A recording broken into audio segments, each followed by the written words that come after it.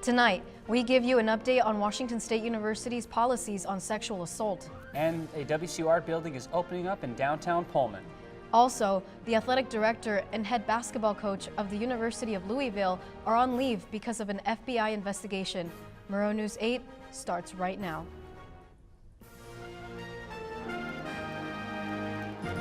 From Studio B on the campus of Washington State University, this is Pullman's only nightly newscast. This is Murrow News 8. Good evening. I'm Elizabeth Medina. And I'm Derek Baker. Welcome to Murrow News 8. A Washington State University student is dead, and a 21-year-old pickup truck driver is in the hospital after a car crash on Interstate 90. Early this morning, Justin C. Tamez swerved into a guardrail in order to avoid an animal on the road. His vehicle then toppled over onto oncoming traffic where the WSU student Shannon D. Prendergast crashed her car into Jamez's overturned vehicle. The Associated Students of Washington State University, or ASWSU, is working to alter sexual assault policies involving WSU athletes. ASWSU President Jordan Frost sent a letter to University President Kirk Schultz and Athletic Director Bill Moose, urging them to stop recruitment of any athlete with a history of sexual violence. More specifically, the letter referred to athletes who have been convicted of sexual violence. Frost said administrators thought the suggested changes target more people of color, while others believe the issue did not exist. Washington State University approved the sale of land to Pullman Moscow Regional Airport in the price range of $15 million. 25 acres of land is being approved for sale by the Washington State University Board of Regents. That land was sold to the Pullman Moscow Regional Airport to be used to improve the runway to meet federal guidelines. We've grown since I started here 6 years ago in planements, which is people getting on an aircraft from Pullman. It was about 32,000 then. Last year, we went over 62,000. So that in a span of 5 years, you've almost doubled in passenger traffic. That is continuing to grow. So there's a demand for the service, and there's a demand for other locations, not just Seattle. The only problem lies within the land that was purchased. That land housed a WSU research building that has produced $90 million in funding since 2006. Our research is really to understand the infectious organisms that causes pneumonia in domestic sheep, and causes pneumonia or respiratory disease in bighorn sheep. What are the organisms they share? Can they develop immune responses and be healthy in the face of those organisms? Now, the sale of the land will be marked at $15 million, but will not cover the relocation costs for the animals. Well, the inconvenience is really a minor issue because as universities grow and become surrounded by the community, all universities have to move facilities, and this is just a normal and natural part of that type of growth. WSU hopes to begin a pilot program to test methods that may present an alternative to cremation or burial. The university is working to get required approvals to test equipment at one of its campus facilities as part of the Urban Death Project. The Pullman campus already has a compost facility that converts animal carcasses into compost. Downtown Pullman is going a little bit more artsy. Brittany McIntosh visited with WSU students and faculty to see what they have planned.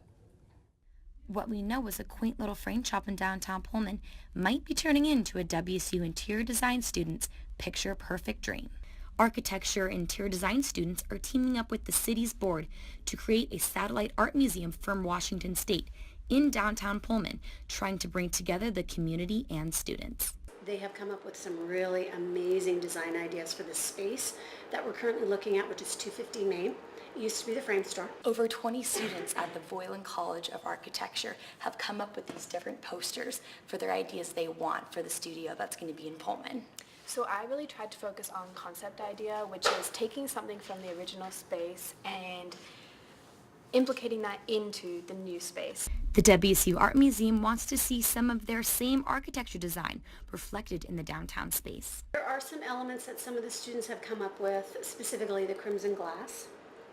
That will probably translate but it was not necessarily anything that we wanted to do visually. Definitely kept the crimson. So with the campus museum, they have crimson gloss that circulates the entire outside, so I put that in mine. And then natural resources, like we have plywood. That's a lot of, we're going to upcycle it, so reuse it from current projects. The city board is reviewing students' projects and will come to a decision soon on which design will best fit the space. Brittany McIntosh, Murrow News 8. When we come back, we'll tell you about the GOP's new tax plan. And an airport attack in Afghanistan. Stay tuned.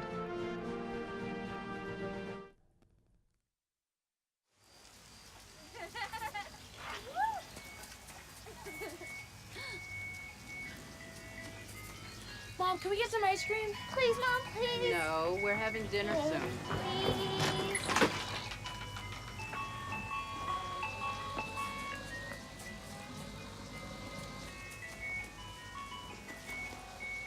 You don't have to be perfect to be a perfect parent. There are thousands of children in foster care who will take you just as you are.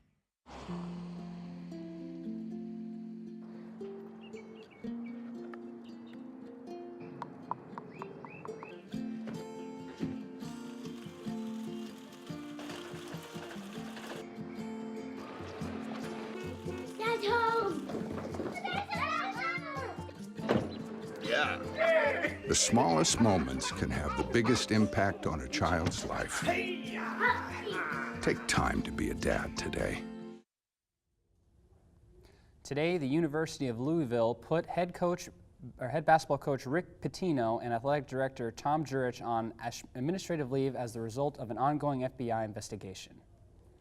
It's important for all of us to remember that the University of Louisville continues to be a place where vital education takes place, where we perform cutting-edge research, and where we participate in marvelous community engagement activities. According to the investigators, there was an agreement between unnamed Cardinal staffer, Adidas official James Gatto, and others to pay $100,000 to a committed recruit's family.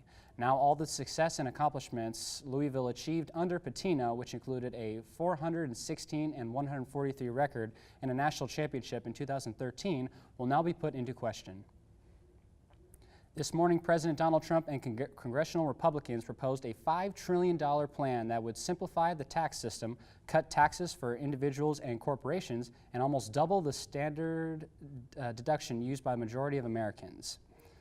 The stakes are high for the Trump administration and Republicans whose agendas have been stalled with their efforts to repeal the Affordable Care Act. Full details are yet to be announced, but the experts predict the proposal will cut taxes by $5 trillion over the next 10 years. The plan will cut taxes for the middle class by doubling the standard deduction to $12,000 for individuals and $24,000 for married couples. The tax plan will be publicly unveiled later this week.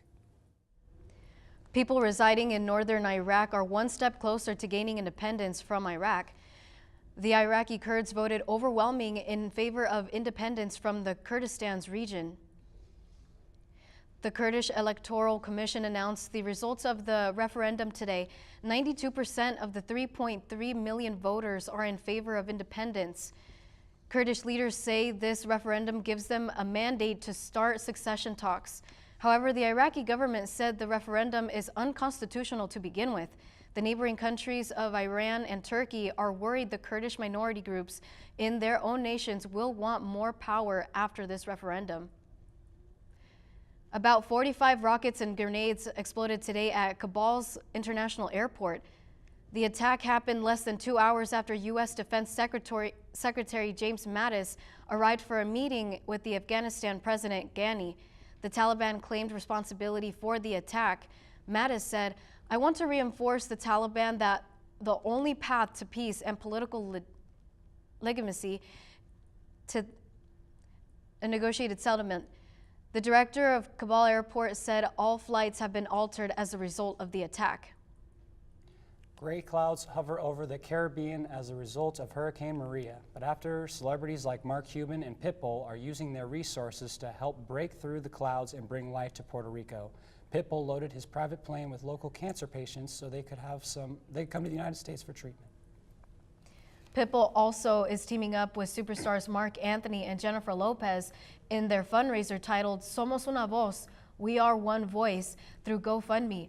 More than a week after Hurricane Maria, about 97% of Puerto Rico's 3.4 million residents are still without power and half without running water.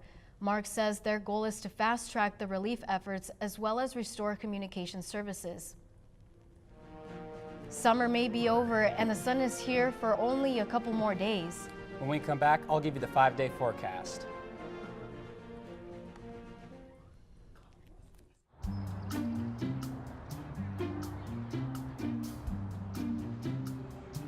Don't worry, 74 people were picked before me in the NFL draft. To fight childhood obesity, United Way and the NFL are helping kids play at least 60 minutes a day. Okay, time for the team obstacle course. Yay! What this place needs is more healthy kids. To get involved or donate, go to unitedway.org/play60. Now I get it.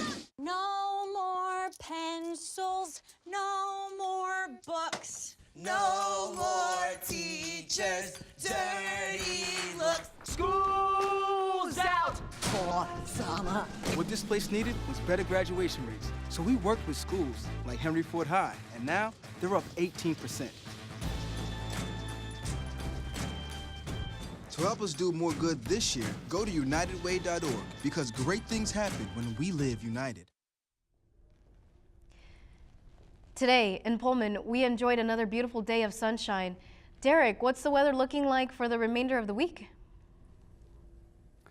Well, Pullman students can continue to enjoy the nice weather. Today we had temperatures in the highs of 70 with an average of about 65 degrees, and we had a little bit of wind chill, which made the day a little bit nicer. We can expect the same thing going in tomorrow, as we're looking at about high 70 degrees in the early morning, and when we get to the later in the night, we're going to have clear skies, so you should make up for a beautiful night.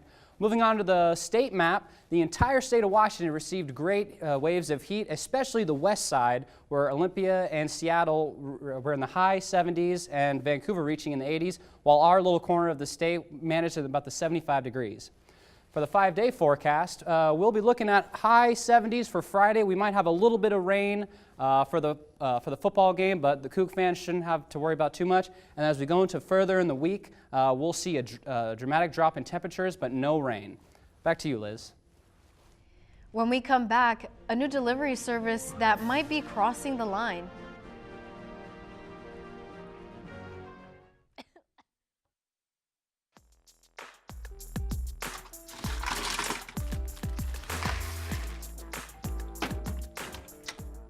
Thank you.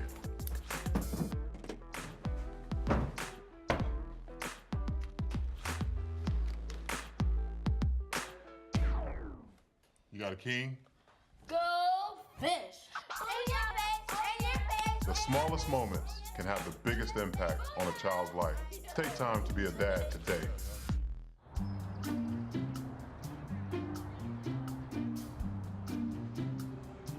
Don't worry, 74 people were picked before me in the NFL draft.